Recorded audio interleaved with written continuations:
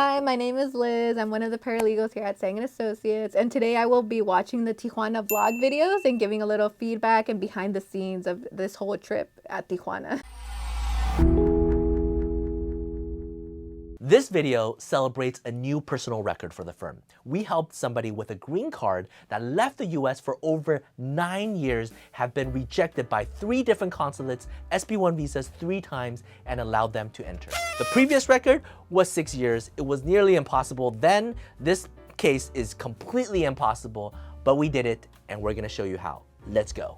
Yeah, this case was super complicated. This was one of those cases that will stay in my head forever. Hi everyone, this is Joseph. I'm the managing partner here at Tsang and Associates, where we solve legal problems with creative solutions. So the legal problem is if you are a green card holder, you cannot leave for over a year unless you apply for a reentry permit. And even if you do, it's technically a year or 2 years. But if you've been out for longer than that and your reentry permit expired, well then the government officials, whether it's at the consulate or at the CBP or USCIS or anybody who's reasonable, will presume that you have abandoned your permanent residency in the US because you've been gone for so long. So our previous PR personal record was somebody who's been out for 6 years. This case was far more difficult. 9 years. And didn't even have the green card because it was lost and destroyed by USCIS. But they never formally abandoned it. That's one thing. And all these other lawyers and professionals advised them that they have already abandoned it. So advise them to get other non-immigrant visas. And they did. They went through the process of applying for different other non-immigrant visas. They've been denied one way or another. They applied for SB1. That got denied one after another in 3 different consulates. Yeah, this case was just a whole lot of layers of complications. It was like longer than 2 years. Applying for SB1, getting denied. I-130 reentry permit expired. It was just layers after layers of problems and complications. Each country only has one consulate typically that issues SB1s. This person went to 3 different countries to get SB1s and they all got denied. So this person was absolutely hopeless. So all those 3 denials, CBP officers will see it. So when she's flying in, they check her file right there, boom, 3 denials.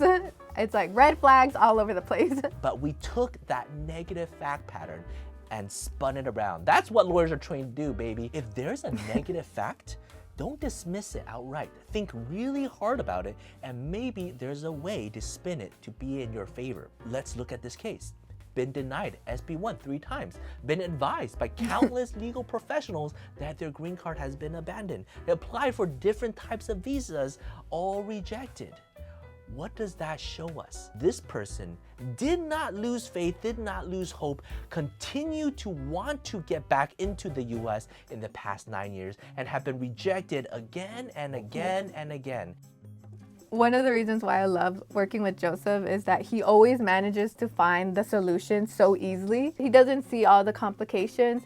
He sees one way.